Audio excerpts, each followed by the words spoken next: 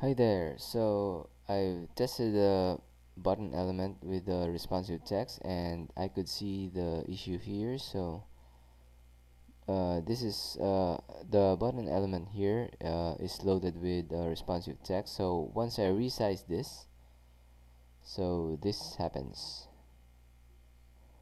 and this doesn't seem to respond, and that is because the button element is displayed is actually an inline, its display is inline flex, so this doesn't work like the headline or text elements, or the regular headline or text elements. So maybe we could try another approach here. So let's remove this responsive text. I'll save, and let's reload the page just for good measure.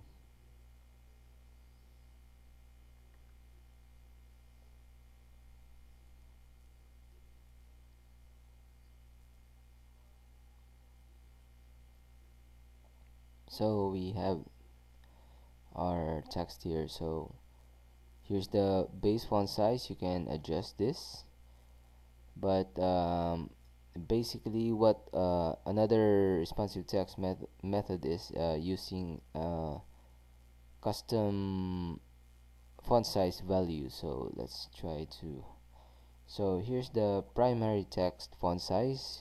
In here we need to type in calc parentheses and